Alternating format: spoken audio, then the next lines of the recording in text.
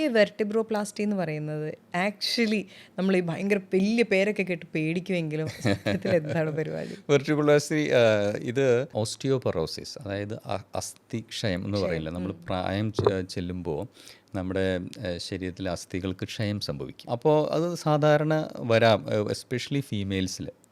അതുകൊണ്ട് ഫ്രാക്ചേഴ്സൊക്കെ കൂടുതലാണ്. അപ്പോൾ നമ്മൾ ഡെക്സാ സ്കാൻ അങ്ങനെ തുടങ്ങിയ ഓസ്റ്റിയോപൊറോസിസ് അസസ് ചെയ്യാനുള്ള സ്കാനുകളുണ്ട്. അപ്പോൾ ഇതിൻ്റെ പ്രധാന പ്രശ്നം എന്ന് വെച്ച് കഴിഞ്ഞാൽ ഇപ്പം നമ്മൾ വെർട്ടിബ്രൽ ബോഡി, നമ്മുടെ സ്പൈന് ഫ്രാക്ചറായിട്ട് അത്രയും ബലമില്ലാത്ത കാരണം ഫ്രാക്ചർ ആവും. ആ ഫ്രാക്ചർ വളരെ പെയിൻഫുള്ളാണ്. അപ്പോൾ അങ്ങനത്തെ സാഹചര്യങ്ങളിൽ നമ്മൾ CT സ്കാനോ ഫ്ലൂറോസ്കോപ്പി ഉപയോഗിച്ചിട്ട് ഈ ഫ്രാക്ചറായിട്ടുള്ള വെർട്ടിബ്രയുടെ ഉള്ളിലേക്ക് ചെറിയൊരു സൂചിക്കുഴലിലൂടെ ബോൺ സിമെൻറ്റ് നിറയ്ക്കും. ബോൺ സിമെൻറ്റ് അപ്പോൾ ഈ വെർട്ടിബ്ര സ്റ്റേബിളായിട്ട് സിമെൻറ്റ്, നമ്മുടെ സിമെൻറ്റ് ഉള്ള ബോൺ സിമെൻറ്റ് ഉണ്ട്, അത് വെച്ചിട്ട് ഫില്ല് ചെയ്ത് കഴിഞ്ഞാൽ ഇറ്റ് വിൽ ഗീവ് ഒരു സ്ട്രെങ്ത് കിട്ടും അതിന്. അപ്പോൾ ഫർദർ ആയിട്ടുള്ള കംപ്രഷൻ ഒഴിവാക്കാം, പെയിനും പോകും. വെർട്ടിബ്രോപ്ലാസ്റ്റ് ചെയ്ത് കഴിഞ്ഞിട്ടുണ്ടെങ്കിൽ വിത്തിൻ അവേഴ്സ് വേദന ഇല്ലാണ്ടാവും എന്ന് പറയുന്നപ്പോൾ ശരിയാണ്. ഇറ്റ് വിൽ ആ നെർവ്സിനെയും ആ വേദനയുടെ പ്രധാന കാരണം ഒന്ന് കംപ്രസ് ചെയ്യുന്ന കാരണമല്ലേ, അതിനൊരു സ്ട്രെങ്ത് കിട്ടും. ഇമ്മീഡിയറ്റ്ലി അല്ല, വിത്തിൻ ഒരു 1-2 ദിവസത്തിനുള്ളിൽ സിഗ്നിഫിക്കൻറ്റ് പെയിൻ റിലീഫ് ഉണ്ടാവും. ഇമ്മീഡിയറ്റ്ലി തന്നെ വി ക്യാൻ ഫീൽ ദാറ്റ്. ഇപ്പം ഞാൻ റീസെൻ്റ്ലി ഒരു സർജൻ്റെ അടുത്ത് സംസാരിച്ചപ്പോൾ അദ്ദേഹം പറഞ്ഞു IR എല്ലാ ക്ലോട്ടുകൾക്ക് പ്രശ്നങ്ങൾക്ക് നമുക്ക് IR ചെയ്യാം, പക്ഷെ എല്ലാത്തിൻ്റെയും ചികിത്സ IR അല്ല. ഇത് തിരിച്ചറിയുന്നതിലാണ് അതിൻ്റെ വ്യത്യാസം എന്നുള്ളത്. അപ്പോൾ ഈ ബാക്ക് പെയിൻ തന്നെ പലതരമാണല്ലോ. അപ്പോൾ ഏതൊക്കെ ബാക്ക് പെയിന് നമുക്ക് ഇൻ്റർവെൻഷണൽ റേഡിയോളജി ഉപയോഗിക്കാം, ഏതൊക്കെയൊക്കെ ഇതുകൊണ്ട് കാര്യമില്ല? ബാക്ക് പെയിന് വളരെ പ്രസക്തമായ ചോദ്യമാണ് അത്. ബാക്ക് പെയിനിൻ്റെ കാരണം എന്താണെന്ന് നമ്മൾ മനസ്സിലാക്കണം. ഇപ്പോൾ ഒരാൾക്ക് ബാക്ക് പെയിൻ ഉണ്ടെങ്കിൽ നമ്മൾ ആദ്യം സജസ്റ്റ് ചെയ്യുക ഒരു എക്സ്റേ എടുക്കാൻ പറയും, അസ്ഥിക്ക് എന്തെങ്കിലും പ്രയാസങ്ങളുണ്ടോ എന്ന് നോക്കാൻ പറയും. പിന്നെ അടുത്ത നെക്സ്റ്റ് സ്റ്റെപ്പായിട്ട് MRI സ്കാൻ ചെയ്യാൻ പറയും. അപ്പോൾ MRI സ്കാനിൽ ഒരു 99% നമുക്ക് അറിയാൻ പറ്റും എന്താണ് ഇതിൻ്റെ കാരണമെന്ന്. അപ്പോൾ ഡിസ്ക് കൊണ്ടാകാം, ഇൻ്റർവെർട്ടിബ്രൽ നമ്മുടെ ലംബാർ ഡിസ്ക് ഉണ്ടല്ലോ, അതിൻ്റെ പ്രൊട്രൂഷൻ, ഡിസ്ക് ഹെർണിയേഷൻ എന്ന് പറയും. അത് ഈ നെർവ് റൂട്ടിൽ ഇമ്പിഞ്ച് ചെയ്തിട്ട് നെർവ് പെയിൻ കൊണ്ടാകാം. അല്ലെങ്കിൽ ഈ പറഞ്ഞ മാതിരി ഓസ്റ്റിയോപോറോസിസ് വന്നിട്ട് ഫ്രാക്ചർ കൊണ്ട് ആകാം. അപ്പോൾ ഓസ്റ്റിയോപോറോസിസ് കൊണ്ടാണ് എന്നുണ്ടെങ്കിൽ നമുക്ക് ഈ വെർട്ടിബ്രോപ്ലാസ്റ്റി തുടങ്ങിയ ചികിത്സ ചെയ്യാം. ഈ സിഗ്നിഫിക്കൻ്റ് ആയിട്ട് ഡിസ്ക് വന്നിട്ട് കംപ്രസ് ചെയ്തുകൊണ്ടാണ് ബാക്ക് പെയിൻ എന്നുണ്ടെങ്കിൽ അതിന് നമ്മൾ ചില ന്യൂറോ സർജറി അല്ലെങ്കിൽ സ്പൈൻ സർജൻ്റെ അടുത്ത് അവർ ചികിത്സ രീതി പറയും. അതിന് നമ്മൾ ആ ഡിസ്ക് ചിലപ്പോൾ ഡിസ്കെക്ടമി അങ്ങനെ പല സർജറീസ് ഉണ്ട്. അതല്ല, ചില സാഹചര്യങ്ങളിൽ ഈ പെയിൻ റിലീഫിന് ഇൻ്റർവെൻഷൻ റേഡിയോളജി ഉപയോഗിച്ചിട്ട് നമ്മൾ ആ ഭാഗത്ത് ഏത് ഭാഗത്താണ് ഇൻഫ്ലമേഷൻ, ഇപ്പോൾ ആ ഭാഗത്ത് കൊണ്ടുപോയി നമ്മൾ ഇഞ്ചെക്ഷൻ ചെയ്യും, CT സ്കാനോ ഫ്ലൂറോസ്കോപ്പി വെച്ചിട്ട്. ഈ 2 കാര്യങ്ങളാണ് നമ്മൾ intervention radiology back pain helpful ആയിരിക്കുന്നത്. ഇപ്പോൾ ഡോക്ടർ ഓസ്റ്റിയോപ്രോസിസിൻ്റെ കാര്യം പറഞ്ഞല്ലോ, അപ്പോൾ അതിൽ നമ്മൾ ബോൺ സിമെൻറ്റ് ഇട്ട് കൊടുക്കുന്ന കാര്യം പറഞ്ഞില്ലേ. അപ്പം നമ്മൾ ഈ ബോൺ സിമെൻറ്റ് ഇട്ട് കഴിഞ്ഞിട്ട് ഈ ഒരു IR ട്രീറ്റ്മെൻറ്റ് കഴിഞ്ഞാൽ പിറ്റേ ദിവസം തന്നെ വീട്ടിൽ പോകാൻ പറ്റുമോ? യൂഷ്വലി നമ്മൾ ഒബ്സർവ് ചെയ്യും. ഒരു ഓവർ ദി നൈറ്റ് അഡ്മിഷനാണ് യൂഷ്വലി ഒരു 2 ഡേയ്സ് പ്രൊസീജർ. 2 ഡേയ്സ് കഴിഞ്ഞിട്ടാണ് നമ്മൾ ഡിസ്ചാർജ് ചെയ്യുക. എങ്ങനെ എന്തെങ്കിലും വേറെ എന്തെങ്കിലും പ്രയാസങ്ങളുണ്ടോ നെക്സ്റ്റ് ഡേ വിത്തിൻ ഒരു 1-2 ദിവസത്തിനുള്ളിൽ ഡിസ്ചാർജ്. ഒരു ഡേ കെയർ പ്രൊസീജർ അല്ല വെർട്ടിബ്രോപ്ലാസ്റ്റി. അപ്പോൾ അതായത് ഇത്രയും വലിയ വേദനയായിട്ട് ഓസ്റ്റിയോപൊറോസിസ് ആയിട്ട് വന്നാലും ബോൺ സിമെൻ്റ് ഒക്കെ ഇട്ടിട്ട് ഭയങ്കരമായൊരു വ്യത്യാസം വിത്തിൻ ഒരു 1-2 ദിവസത്തിൽ നമുക്ക് ഉണ്ടാവുകയാണ്. വീട്ടിലോട്ട് പോയി ആ വേദന ഇല്ലാതെ കിടന്ന് ഉറങ്ങാനായിട്ട് പറ്റുന്നത്. പിന്നെ നമ്മൾ അത് കൂടുതലും ഇത് പ്രായമായിട്ടുള്ള ആളുകൾക്കാണ് ഈ വെർട്ടിബ്രോപ്ലാസ്റ്റി നമ്മൾ ചെയ്യുന്നത് കേട്ടോ. ഈ ബാക്ക് പെയിൻ വരുന്ന കൂടുതലും യങ് ആളുകൾക്കുള്ള കോസ് ഓസ്റ്റിയോപോറോസിസ് അല്ല, അസ്ഥിക്ഷയ അല്ല. അതിന് പ്രധാന കാരണം ഈ പറയുന്ന ഡിസ്കും അല്ലെങ്കിൽ വെർട്ടിബ്രൽ ബോഡി സംബന്ധമായിട്ടുള്ള ഡീജനറേറ്റീവ് ചേഞ്ചസും ഒക്കെ ആയിരിക്കാം. അതിൽ ഈ വെർട്ടിബ്രോപ്ലാസ്റ്റിക്ക് റോളില്ല. ഇനി ഇൻറ്റേർണൽ ബ്ലീഡിങ്ങിൻ്റെ കാര്യം, നമ്മൾ നേരത്തെ ആക്സിഡൻറ്റിൻ്റെ കാര്യം പറഞ്ഞല്ലോ. അപ്പോൾ ഇൻറ്റേർണൽ ബ്ലീഡിങ് വന്നിട്ടുണ്ടെങ്കിൽ അത് പെട്ടെന്ന് നമുക്കതിനൊരു മാറ്റം വരുത്താൻ പറയുമെന്ന് പറയുന്ന പോലെ ഈ ഇൻറ്റേർണൽ ബ്ലീഡിങ്ങിന് ഏറ്റവും എഫക്റ്റീവായിട്ടുള്ള, ഏറ്റവും പെട്ടെന്ന് ഇമ്മീഡിയറ്റ്ലി അതിൻ്റെ ഒരു ഫലം കാണുന്ന പ്രൊസീജിയർ ഇൻ്റർവെൻഷണൽ റേഡിയോളജിയാണ്. അതെ, അത് എവിടെയാണ് ഇൻറ്റേർണൽ ബ്ലീഡിങ് വരുന്നത് എന്നനുസരിച്ചിരിക്കും. ഇൻറ്റേർണൽ ബ്ലീഡിങ് പ്രധാന രക്തധമനി ഏതെങ്കിലും ഉള്ളിൽ, ഞാൻ പറഞ്ഞല്ലോ ആക്സിഡൻറ്റ് വന്നിട്ട് ബ്ലീഡിങ് ചെയ്യുന്ന രക്തധമനിയാണെങ്കിൽ നമുക്ക് ബ്ലോക്ക് ചെയ്ത് കഴിഞ്ഞാൽ റിസൾട്ട് ഈസ് എക്സലൻറ്റ് റിസൾട്ടാണ്. അതല്ല, ആ രക്തധമനി തീരെ ആക്സിഡൻറ്റ് കാരണം ചതഞ്ഞു പോയെന്ന് വെച്ചോ, അപ്പോൾ ആ സാഹചര്യത്തിൽ ഒരുപക്ഷെ ഇൻ്റർവെൻഷൻ റേഡിയോളജിക്ക് വലിയ റോൾ ഉണ്ടാവില്ല. ഇപ്പോൾ നമ്മുടെ ഒരു ആർട്ടറി കംപ്ലീറ്റ് ആയിട്ട് മുറിഞ്ഞു പോയി, അപ്പോൾ അങ്ങനത്തെ സാഹചര്യങ്ങളിൽ നമ്മൾ വാസ്കുലർ സർജൻ്റെ സഹായം തേടും. ഈ തൈറോയിഡ് ഇപ്പം തൈറോയിഡ് ട്രീറ്റ്മെൻറ്റിൽ ഇൻ്റർവെൻഷണൽ റേഡിയോളജി ഒരുപാട് ഉപയോഗിക്കുന്നുണ്ട് ഇപ്പോഴെന്ന് പറഞ്ഞു. അപ്പം ഏതൊക്കെ തൈറോയിഡിൻ്റെ ട്രീറ്റ്മെൻറ്റുകളിലാണ് ഇൻ്റർവെൻഷണൽ റേഡിയോളജി മുന്നിൽ നിൽക്കുന്നത്, അല്ലെങ്കിൽ ഇതാണ് അതിൻ്റെ വഴി എന്ന് പറയുന്നത്? തൈറോയിഡ് ഇപ്പോൾ ഇപ്പോൾ നമ്മൾ ഈ എബ്ലേഷൻ എന്ന് പറഞ്ഞ ട്രീറ്റ്മെൻ്റ് ഉണ്ടല്ലോ, നമ്മൾ നേരത്തെ സൂചിപ്പിച്ചതുപോലെ ആ ഒരു ട്രീറ്റ്മെൻറ്റ് തൈറോയിഡിലും നമ്മൾ ഉപയോഗിക്കുന്നുണ്ട്. ഇപ്പോൾ തൈറോയിഡ് മുഴകൾ വന്നു കഴിഞ്ഞാൽ ആദ്യം നമ്മൾ അൾട്രാസൗണ്ട് സ്കാൻ ചെയ്ത് നോക്കും. അൾട്രാസൗണ്ട് സ്കാനിൽ നമുക്ക് ട്യൂമർ പ്രയാസമുള്ള ട്യൂമറാണോ അല്ലാത്തതാണോ നമുക്ക് മനസ്സിലാക്കാൻ സാധിക്കും. അങ്ങനെ അതിന് ഗ്രേഡിംഗ് ഉണ്ട്, തൈറോയിഡ്സ് ഗ്രേഡിംഗ് എന്ന് പറയും. ആ ഗ്രേഡിംഗ് അനുസരിച്ചിട്ട് നമ്മൾ കൊടുത്തിട്ട് അതിന് ഒരു FNAC, അതിൽ നിന്ന് ചെറിയൊരു സൂചി വെച്ചിട്ട് കുറച്ച് കോശങ്ങളെടുത്ത് പരിശോധിക്കും. ആ പരിശോധനയ്ക്ക് ശേഷം അതൊരു ക്യാൻസർ അല്ല എന്ന് ഉറപ്പ് വരുത്തിയതിന് ശേഷം നമ്മൾ ഈ മുഴകൾ, അതായത് ഇങ്ങനെ തടിച്ചു നിൽക്കുന്ന മുഴകളാണ് പ്രയാസമെങ്കിൽ നമ്മളതിനെ ഈ എബ്ലേഷൻ വെച്ച് ചെറിയൊരു മൈക്രോവേവിൻ്റെ ഒരു നീഡിൽ ഇറക്കി വെച്ചിട്ട് അതിനെ കരിച്ച് കളയാം. അത് ഒരു 2-3 ആഴ്ചകൾ, ഒരു കപ്പിൾ ഓഫ് വീക്സ് കൊണ്ട് കരിച്ച് കളഞ്ഞതിന് ശേഷം അത് ചുങ്ങി പോകും. അപ്പോൾ അവിടെയാണ് ബിനൈൻ തൈറോയിഡ് ലീഷൻസിലാണ് ഈ എബ്ലേഷൻ നമ്മൾ ചെയ്യുന്നത് പ്രധാനമായിട്ട്. മാലിഗ്നൻസി, അതായത് ക്യാൻസറിലും ചെയ്യാം. അതിന് ക്യാൻസറിന് ഫസ്റ്റ് ആയിട്ട് നമ്മൾ സർജിക്കൽ മുഴുവനായിട്ട് എടുത്ത് കളയാൻ തന്നെയാണ് പറയാറ്. ചില സാഹചര്യങ്ങളിൽ ഈ സർജറി ചെയ്യാൻ പറ്റാത്ത പേഷ്യൻസ് ഉണ്ടാകും. മേജർ സർജറി ആണല്ലോ തൈറോയിഡ് എടുത്ത് കളയുന്നത്. അപ്പോൾ അത് ചെയ്യാൻ പറ്റാത്ത പേഷ്യൻസിന് നമ്മളിതുപോലെ കരിച്ച് കളയും ചെയ്യാം. അതുപോലെ പ്രോസ്റ്റേറ്റ് വന്നു കഴിയുമ്പോൾ IR എങ്ങനെയാണ് അങ്ങനെ പ്രോസ്റ്റേറ്റ് പ്രശ്നങ്ങളുള്ള ആളുകൾക്ക് ഹെൽപ്ഫുൾ ആയിരുന്നത്? പ്രോസ്റ്റേറ്റ് ഗ്രന്ഥി വീക്കം, BPH, ബിനൈൻ പ്രോസ്റ്റാറ്റിക് ഹൈപ്പർപ്ലേസിയ, IRന് റോളുണ്ട്. അതിൽ നമ്മൾ ഈ ഫൈബ്രോയിഡ് എംബിളൈസേഷൻ പോലെ തന്നെ പ്രോസ്റ്റേറ്റ് ആർട്ടറിയിലോട്ട് വളരെ നേർന്ന ട്യൂബ് ഇറക്കി വെച്ചിട്ട് അതിനെ ബ്ലോക്ക് ചെയ്തു. അപ്പോൾ over the time couple of weeks, within ഒരു മാസമൊക്കെ കഴിഞ്ഞ് കഴിഞ്ഞാൽ ഇതുപോലെ പ്രോസ്റ്റേറ്റ് ഗ്രന്ഥി ചുരുങ്ങും. ഈ പ്രോസ്റ്റേറ്റ് വീക്കം വരുന്ന പ്രധാന സിംറ്റംസ് എന്ന് പറയുന്നത് നമ്മൾ അർജൻസി, യൂറിൻ പാസ് ചെയ്യാൻ പെട്ടെന്ന് തോന്നുക. അപ്പോൾ അങ്ങനത്തെ സിംറ്റംസൊക്കെ ഈ പ്രോസ്റ്റേറ്റിൻ്റെ വീക്കം കാരണം ഈ ബ്ലാഡറിൽ തട്ടുന്നതുകൊണ്ട്. അപ്പോൾ നമ്മൾ എംബിളൈസേഷൻ ചെയ്യുമ്പോൾ ഈ പ്രോസ്റ്റേറ്റ് ഗ്രന്ഥി മൊത്തത്തിൽ ചുരുങ്ങിപ്പോകും. അപ്പോൾ ആ സിംറ്റംസ് വളരെ റിലീവ്ഡ് ആയിരിക്കും. അപ്പോൾ അങ്ങനെയാണ് പ്രോസ്റ്റേറ്റ് ട്രീറ്റ്മെൻറ്റിൽ ഇത് വരുന്നത്. ബിനൈൻ പ്രോസ്റ്റാറ്റിക് ഹൈപ്പർപ്ലേസിയ എന്ന ഇതിലാണ്, ആ അസുഖത്തിനാണ് വരുന്നത്, ക്യാൻസറിനല്ല. ബിനൈൻ പ്രോസ്റ്റാറ്റിക് ഹൈപ്പർപ്ലേസിയയിൽ പ്രോസ്റ്റേറ്റ് ആർട്ടറിയിൽ നമ്മൾ നേരിട്ട് പോയി ബ്ലോക്ക് ചെയ്യുന്ന ഒരു ചികിത്സാ രീതി. ഇപ്പം നമ്മൾ ആദ്യം ഓപ്പൺ സർജറികളിൽ നിന്നാണല്ലോ കീ ഹോളിലേക്ക് വരുന്നത്, അവിടെ നിന്നാണ് ഇൻ്റർവെൻഷനിലേക്ക് വരുന്നത്. അപ്പോൾ പൊതുവെ ഇപ്പം ഒരു സംസാരമുണ്ട്, കുറേ കാലങ്ങളും കൂടെ കഴിയുമ്പോൾ എല്ലാ സർജറീസും ഇൻ്റർവെൻഷണൽ റേഡിയോളജിസ്റ്റ് ചെയ്യുന്ന പോലെ അതുപോലത്തെ സർജറീസായി മാറും. അങ്ങനെ പറ്റുമോ? അങ്ങനെ വരില്ല. സർജറിക്ക് സർജറിയുടേതായ റോളുണ്ട്, ഇൻ്റർവെൻഷൻ റേഡിയോളജിയുടെ റോളുണ്ട്. അത് ഇവോൾവ് ചെയ്യും. അത് നൂതന സാങ്കേതിക വിദ്യ, ഇപ്പോൾ AI ഒക്കെ വെച്ചിട്ട് അങ്ങനെ ഇപ്പോൾ ഡയഗ്നോസിസിൽ ഹെൽപ്ഫുൾ ആവുന്നത് പോലെ ഇവോൾവ് ചെയ്യും. അപ്പോൾ സർജറിയുടെ റോള് എന്നും ഉണ്ടാകും. ഇൻ്റർവെൻഷൻ റേഡിയോളജിയുടെ റോളുണ്ട്. ഡോക്ടർ നേരത്തെ സ്ട്രോക്കിൻ്റെ പറഞ്ഞില്ലേ, നമ്മളത് വെച്ചിട്ടാണല്ലോ തുടങ്ങിയത്. അപ്പം പറഞ്ഞു, ഒന്ന് ക്ലോട്ടാണ്, ഒന്ന് ബ്ലീഡ് ചെയ്യുന്ന, അത് പൊട്ടുന്നതാണ്, വെയിൻ പൊട്ടുന്നതെന്ന് പറഞ്ഞല്ലോ, ആർട്ടറി പൊട്ടുന്നതാണല്ലോ. അപ്പോൾ എന്തുകൊണ്ടാണ് അത് IR വെച്ച് ചെയ്യാൻ പറ്റാത്തത്? അപ്പോൾ അതായത് ഇൻറ്റേർണൽ ബ്ലീഡിങ് വന്നു കഴിയുമ്പോൾ നമുക്ക് IR വെച്ചിട്ട് നിർത്താൻ പറ്റും. അപ്പോൾ ഹെവി ബ്ലീഡിങ് ആക്സിഡൻറ്റ് ആണെങ്കിൽ അത് പറ്റും. എൻ്റെ അറിവില്ലായ്കയിൽ നിന്നാണ് ഞാൻ ചോദിക്കുന്നത്. പക്ഷേ എന്നാലും അത് കേട്ട് കഴിഞ്ഞപ്പോൾ തൊട്ട് എൻ്റെ മനസ്സിലത് കിടക്കുക. അതെന്തുകൊണ്ടാണ് അത് പറ്റാത്തത്? ഇത് നമ്മൾ ബ്രെയിനിൽ ബ്ലീഡ് ചെയ്യുന്ന, ഇപ്പോൾ ഹെമറാജിക് സ്ട്രോക്ക് എന്ന് പറയുന്നത് വളരെ വലിയൊരു ബ്ലഡ് വെസൽ പൊട്ടുന്നതല്ല. വളരെ വലിയ ബ്ലഡ് വെസൽ അനൂറിസം പൊട്ടുമ്പോൾ ഇൻ്റർവെൻഷൻ റേഡിയോളജിക്ക് റോളുണ്ട്. അനൂറിസം നമ്മൾ കുമിളകൾ പോലെ വന്നിട്ട് പൊട്ടുന്ന അത് വേറെയാണ്, ഇത് സ്ട്രോക്ക് അല്ല. അതിന് ഇൻ്റർവെൻഷൻ റേഡിയോളജി റോളുണ്ട്. അല്ലെങ്കിൽ ബ്രെയിനിൽ വരുന്ന ആർട്ടീരിയോ വീനസ് മാൽഫമേഷൻ, അങ്ങനെ ഒരു അസുഖമുണ്ട്, അതിനും ഇൻ്റർവെൻഷൻ റേഡിയോളജി റോളുണ്ട്. ഈ പ്രധാനമായിട്ടും ഈ പൊട്ടുന്നത് വളരെ നേർന്ന രക്തക്കുഴലുകളാണ്. അതിലേക്ക് നമ്മൾ ബ്ലോക്ക് ചെയ്യാൻ പറ്റില്ല. അതിൽ ബ്ലോക്ക് ചെയ്ത് കഴിഞ്ഞ് കഴിഞ്ഞാൽ ബാക്കിയുള്ള സ്ഥലത്തേക്കും രക്തം പോകില്ല, തലച്ചോറിലേക്ക് പോകില്ല. അപ്പോൾ അതിൻ്റെ എഫക്റ്റ് വരും.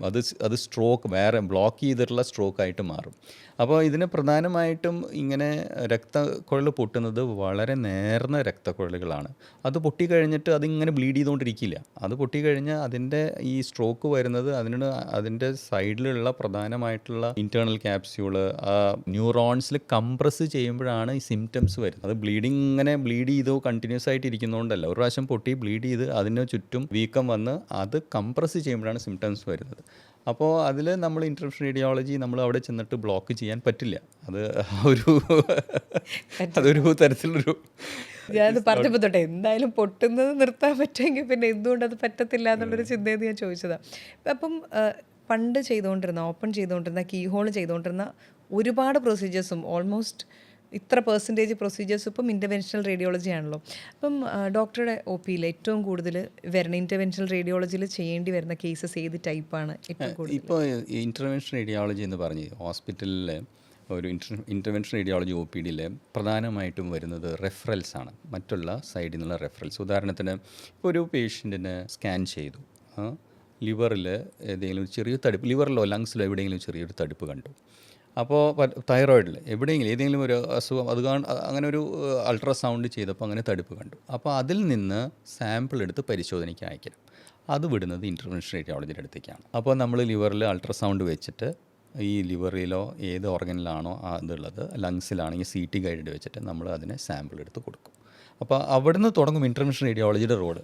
ഇപ്പോൾ ലിവറിൽ അതിന് ശേഷം ഇപ്പോൾ ബയോപ്സിയിൽ ലിവറിലുള്ളത് ഹെപ്പറ്റോസെല്ലുലാർ കാർസിനോമയാണ് എന്നുണ്ടെങ്കിൽ ഞങ്ങൾക്ക് അത് ഫസ്റ്റ് ഞങ്ങളുടെ ഓൺകോളജി ടീമിൻ്റെ അടുത്ത് പോയിട്ട് അത് ഗ്രേഡ് ചെയ്യും, എവിടെയൊക്കെയാണ് എന്താണ് ഗ്രേഡിങ് അനുസരിച്ചിട്ട് അതിന് ചികിത്സാ രീതിയുണ്ട്. ചെറിയ തടിപ്പുകളാണെങ്കിൽ 3 സെൻറ്റിമീറ്റർ താഴെയാണെങ്കിൽ ഹെപ്പറ്റോസെല്ലുലാർ കാർസിനോമയാണെങ്കിൽ ഇൻ്റർവെൻഷൻ റേഡിയോളജി ഉപയോഗിച്ച് നമുക്ക് കംപ്ലീറ്റ് കരിച്ച് കളയാൻ പറ്റും. അപ്പോൾ next step they will send to us. അപ്പോൾ നമ്മൾ കരിച്ച് കളയുന്നു.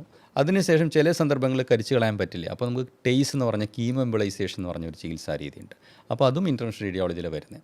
അപ്പോൾ കൂടുതലായിട്ട് ഇങ്ങനെ റെഫറൽസും പ്രൈമറി ആയിട്ട് പിന്നെ പറഞ്ഞതുപോലെ വാരിക്കോസ് വെയിൻ ഒത്തിരിയേറെ വരാറുണ്ട്. വാരിക്കോസ് വെയിൻ എബ്ലേഷന് വേണ്ടിയിട്ട്, യൂട്രൈൻ ആർട്ടറി എംബോളൈസേഷന് വേണ്ടിയിട്ട്, പ്രോസ്റ്റേറ്റ് ആർട്ടറി എംബോളൈസേഷൻ, ഇതൊക്കെയാണ് കൂടുതലും വരുന്ന സാഹചര്യങ്ങൾ. പിന്നെ അടിയന്തരമായിട്ട് ചില ബ്ലീഡിങ് കണ്ടീഷൻസിൽ നമ്മളെ ട്രോമ വന്നിട്ട് പേഷ്യൻ്റ് ആക്സിഡൻറ്റ് വന്നിട്ട് ബ്ലീഡിങ് നിർത്താൻ വേണ്ടിയിട്ടുള്ള സാഹചര്യങ്ങൾ, അതൊന്ന്. പിന്നെ ഇൻ്റർവെൻഷൻ റേഡിയോളജിയിൽ പ്രധാനമായിട്ട് വരുന്നതാണ് ഡയാലിസിസ് റിലേറ്റഡ് ആയിട്ട് ഫിസ്റ്റുല. ഡയാലിസിസിന് വേണ്ടിയിട്ട് ഫിസ്റ്റുല ഇടുമല്ലോ, അത് ചുരുങ്ങിപ്പോകും. ഈ ഫിസ്റ്റുല ചുരുങ്ങിപ്പോകുമ്പോൾ അത് പ്ലാസ്റ്റി ചെയ്യാം, വീനോപ്ലാസ്റ്റി എന്ന് പറയും പ്രൊസീജിയറിന്. ഇതൊക്കെയാണ് കൂടുതലും വരുന്ന കേസസ്.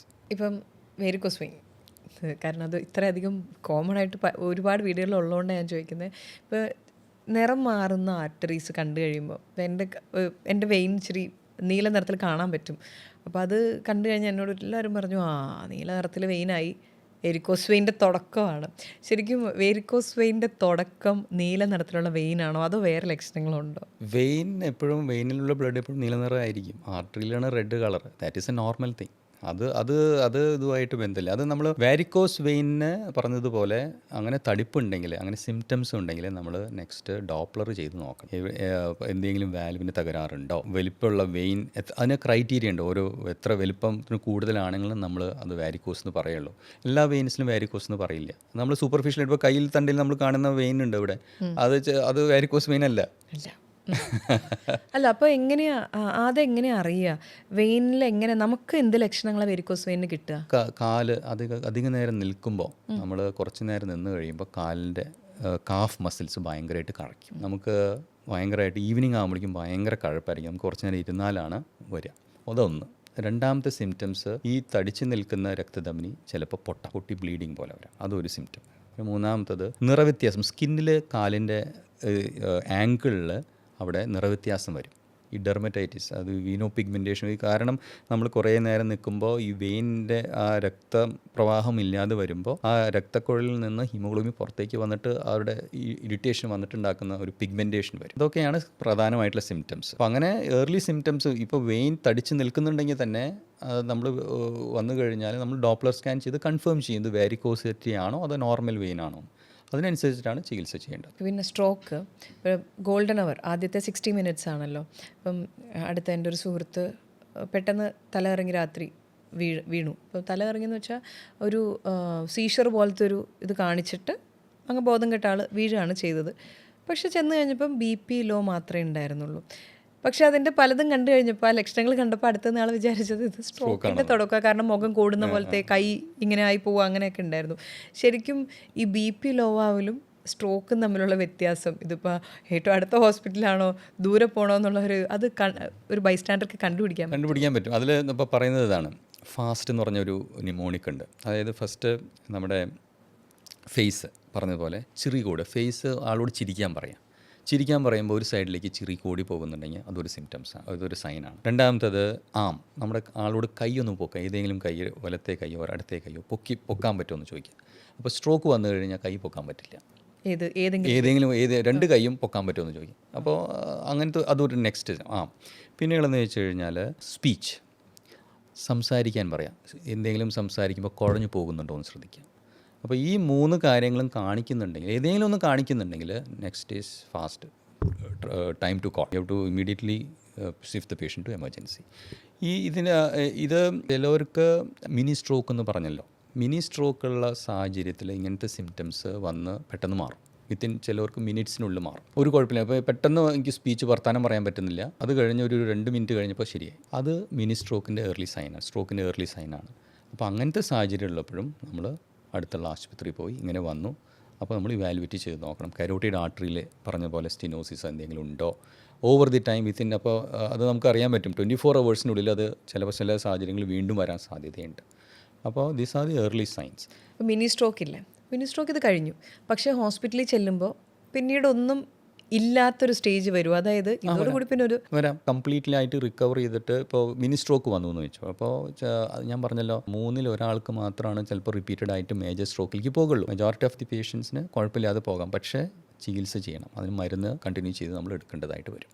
ഈ 2 minutes കൊണ്ട് ഈ സിംറ്റംസ് മിനിറ്റുകൾ കൊണ്ട് മാറിയെങ്കിൽ ഹോസ്പിറ്റലിൽ ചെല്ലുമ്പോൾ ഡോക്ടേഴ്സിന് മനസ്സിലാവും അതൊരു മിനി സ്ട്രോക്ക് ആയിരുന്നു എന്നുള്ളത് നമ്മൾ MRI സ്കാൻ ചെയ്ത് നോക്കും. പിന്നെ ഈ MRI സ്കാനിൽ മാറ്റങ്ങളുണ്ടോ എന്ന് നോക്കും. MRI സ്കാനിൽ മാറ്റങ്ങളൊന്നുമില്ല. പിന്നെ പേഷ്യൻറ്റിൻ്റെ വാസ്കുലർ റിസ്ക് പ്രൊഫൈൽ നമ്മൾ നോക്കും. പിന്നെ അതിനോട് അനുബന്ധമായിട്ട് കരോട്ടിഡ് ആർട്ടറി ഡോപ്ലർ ഉണ്ടെന്ന് പറഞ്ഞു, ആ ഡോപ്ലർ സ്കാൻ ചെയ്ത് നോക്കും. എന്തെങ്കിലും ആ കാര്യങ്ങളൊക്കെ നോക്കിയതിന് ശേഷമാണ് അവസാനം ന്യൂറോളജിസ്റ്റാണ്, സ്ട്രോക്ക് ടീമാണെന്ന് വിലയിരുത്തുക. അത് IR ടീം മാത്രമല്ല, സ്ട്രോക്ക് ടീം മൊത്തത്തിൽ വിലയിരുത്തുന്ന ഒരു കാര്യമാണ്. Neurologist will assess and then will take a decision. Okay, അപ്പോൾ ഫസ്റ്റ് അങ്ങനെ വന്നിട്ടുണ്ടെങ്കിൽ പിന്നീട് അതാണ് ഒബ്സർവേഷനിലേക്ക് വിടുക.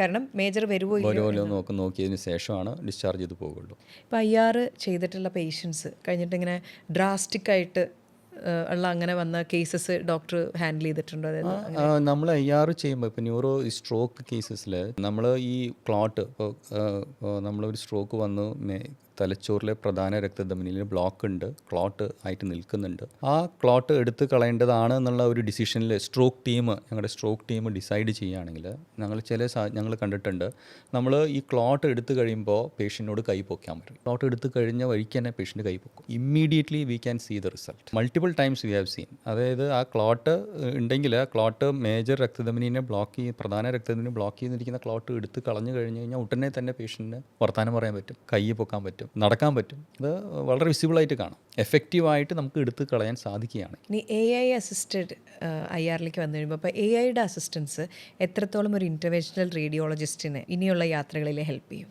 AI പ്രധാനമായിട്ടും ഇപ്പോൾ ഡയഗ്നോസ്റ്റിക് റേഡിയോളജിയിലാണ് കൂടുതലും ഹെൽപ്ഫുൾ ആയിട്ടുള്ളത്. ഇപ്പോൾ ഡയഗ്നോസിസിൽ തന്നെ നമുക്ക് രോഗം മനസ്സിലാക്കിയാലല്ലേ ചികിത്സിക്കാൻ പറ്റുള്ളൂ. അതിൽ വളരെ ഹെൽപ്ഫുള്ളായിട്ട് പല മൊഡാലിറ്റീസും, ഇപ്പോൾ സ്ട്രോക്കിൽ തന്നെ AI വെച്ചിട്ട് നമുക്ക് CT സ്കാനിൽ റിപ്പോർട്ടിൽ വരും, നമുക്ക് ഇതിൽ ഇത്ര % സ്ട്രോക്ക് ഉണ്ട്, ഇത്ര മേജർ വെസൽ ഒക്ലൂഷൻ ഉണ്ടെന്നൊക്കെ നമുക്ക് AI വെച്ചിട്ട് നമുക്ക് അതിൻ്റെ റിപ്പോർട്ട് വരും. അത് കൂടാതെ AI റോബോട്ടിക് ആം വെച്ചിട്ട് കാത്തീറ്റർ ഇൻസേർട്ട് ചെയ്യേണ്ട സ്ഥിതിയൊന്നും ഇപ്പോൾ എത്തിയിട്ടില്ല. പക്ഷേ ബയോപ്സിയിലൊക്കെ ഹെൽപ്ഫുൾ ആയിട്ടുണ്ട്. പക്ഷെ അത്രയും അഡ്വാൻസ്ഡ് ആയിട്ടില്ല. ഇപ്പോഴും നമ്മൾ തന്നെ സൂചി കുത്തണം, കാത്തീറ്റർ കൊണ്ടുപോകണം. പക്ഷേ നാളെ ആയേക്കാം. ക്യാൻസർ ട്രീറ്റ്മെൻറ്റിൽ ഇൻ്റർവെൻഷണൽ റേഡിയോളജി വരുത്തിയ മാറ്റങ്ങൾ ഉണ്ടോ? ക്യാൻസർ ട്രീറ്റ്മെൻറ്റ് ഞാൻ പറയാം, ഓങ്കോ ഇൻ്റർവെൻഷനിൽ ഒത്തിരിയേറെ കാര്യങ്ങൾ ഇൻ്റർവെൻഷൻ റേഡിയോളജി ചെയ്യാൻ. പ്രധാനമായിട്ട് ഞാൻ പറഞ്ഞു കരിച്ച് കളയുന്ന ചികിത്സയിൽ എബ്ലേഷൻ. ഇപ്പോൾ ലങ്സിലെ ട്യൂമറാണെങ്കിലും, കിഡ്നിയിലെ ട്യൂമറാണെങ്കിലും, ലിവറിലെ ഹെപ്പറ്റോസെല്ലാർ കാർസിനോമ, മെറ്റസ്റ്റേസിസ്, അങ്ങനത്തെ ട്യൂമർ കരിച്ച് കളയാൻ വേണ്ടിയിട്ട്, ചെറിയ ലീഷൻസ് ആണെങ്കിൽ നമുക്ക് ഇനീഷ്യൽ സ്റ്റേജിൽ തന്നെ hepatocellular carcinoma less than 3 centimeters ആണെങ്കിൽ കരിച്ച് കളഞ്ഞു കഴിഞ്ഞാൽ അത് ക്യൂറാണ്. അപ്പോൾ ദാറ്റ് ഈസ് വെരി ഹെൽപ്ഫുൾ. പിന്നെ വരുന്നത് chemo embolisation, trans arterial chemo embolisation. രക്തധമനീൻ്റെ ഉള്ളിലേക്ക് കൊണ്ടുപോയി കീമോതെറാപ്പി കൊടുക്കുകയും ആ രക്തധമനിയെ ബ്ലോക്ക് ചെയ്യുകയും ചെയ്യുക. അതിന് ട്രാൻസ് ആർട്ടീരിയൽ കീമോ എംബോളൈസേഷൻ. പിന്നെ ഇതുപോലെ ടയർ എന്ന് പറയുന്ന ടേസിൻ്റെ വേറൊരു വകഭേദം ടയർ. അതിൽ നമ്മൾ കീമോ തെറാപ്പി പകരമായിട്ട് ഈ റേഡിയേഷൻ കൊടുക്കുന്ന മോളിക്യൂൾ ഉള്ളിൽ കൊണ്ടുവയ്ക്കും. അപ്പോൾ ആ ട്യൂമർ ഗ്രോത്തിനെ കരിച്ച് കളയും. ഉള്ളിൽ കൊണ്ടുവച്ച് ആ റേഡിയോ ആക്റ്റീവായിട്ടുള്ള മോളിക്യൂൾസ് ഉണ്ട്, ആ മോളിക്യൂളിനെ ഗൈഡ് ചെയ്ത് ഉള്ളിൽ കൊണ്ടുവയ്ക്കും. ഇതൊക്കെയാണ് പ്രധാനമായിട്ടും ഓൺകോ ഇൻവെൻഷൻ മേജർ പാർട്ട് ബയോപ്സീസ്. അതിൽ IR പ്രധാന റോളുണ്ട്. നമുക്ക് ആ സാമ്പിൾ എടുത്ത് പരിശോധിച്ചാലല്ലേ ചികിത്സ ചെയ്യാൻ പറ്റുള്ളൂ. അപ്പോൾ ലങ്സിലാണെങ്കിലും കിഡ്നിയിലാണെങ്കിലും ലിവറിലാണെങ്കിലും എവിടെയാണ് ട്യൂമർ എന്നുണ്ടെങ്കിൽ ആ ട്യൂമറിനെ നമ്മൾ CT സ്കാനും അൾട്രാസൗണ്ടും ഉപയോഗിച്ചിട്ട് ടാർഗറ്റ് ചെയ്തിട്ട് സാമ്പിൾ എടുത്തു കൊടുക്കും. ആ സാമ്പിളിനനുസരിച്ചിട്ടാണ് നമ്മൾ ചികിത്സ ചെയ്യുന്നത്. ഇതൊക്കെയാണ് പ്രധാനമായിട്ടുള്ള റോൾ. അതായത് കുറച്ച് കാലം മുന്നെയാണ് വന്നതെങ്കിലും ലേറ്റാ വന്നാലും ലേറ്റസ്റ്റാ വരെയെന്ന് പറയുന്ന പോലെ ആ വലിയ വലിയ പാടുകളിൽ നിന്നും ഒരുപാട് ദിവസം വേണ്ട റിക്കവറിയിൽ നിന്നും ഒക്കെ ശരിക്കും ഇൻ്റർവെൻഷണൽ റേഡിയോളജി ഒരുപാട് മെഡിക്കൽ സയൻസിനെ തന്നെ മാറ്റി എന്ന് പറഞ്ഞിട്ടുണ്ടെങ്കിൽ അത് വരുത്തിയിട്ടുണ്ട്. ഇനിയും അതിൽ റോബോട്ടിക് അസിസ്റ്റ് ഒക്കെ വന്നിട്ട് പിന്നെയും മാറ്റം വരാം. ഇത് പെയിൻ ആണല്ലോ ഇൻ ജനറൽ. റിക്കവറി ടൈമിന് ഭയങ്കര വ്യത്യാസമില്ല. ഇപ്പോൾ കീ ഹോൾ ആണെങ്കിൽ തന്നെ ഭയങ്കര വ്യത്യാസം. അപ്പോൾ ഒരു ഇൻ്റർവെൻഷണൽ റേഡിയോളജി എന്ന് പറയുമ്പോൾ പലതും അന്ന് തന്നെ പോവാം, അല്ലെങ്കിൽ ഇത്ര ദിവസം കൊണ്ട് ഒരു സാധാരണ ജീവിതത്തിലേക്ക് മാറ്റാം. മടങ്ങി വരാം. ഇൻ്റർവെൻഷണൽ റേഡിയോളജി ഏറ്റവും വലിയ മാറ്റം വരുത്തിയ ഫീൽഡ് ക്യാൻസർ ആണോ അതോ കാർഡിയോ? ഇൻ്റർവെൻഷൻ റേഡിയോളജിയും ഏറ്റവും വലിയ മാറ്റം വരുത്തിയതെന്ന് പറഞ്ഞ് ചെറിയ ചെറിയ കാര്യങ്ങളാണ് എനിക്ക് തോന്നുന്നത്. അതായത് ഇപ്പോൾ ബയോപ്സീസ്. ഇപ്പോൾ മുൻപൊക്കെ നമുക്ക് ഇതുപോലെ ചെറിയ ചെറിയ കാര്യങ്ങൾ ചെയ്യാനായിട്ട് തുറന്ന് ചെയ്യണം. ഇപ്പോൾ അതിൻ്റെ ആവശ്യമില്ല.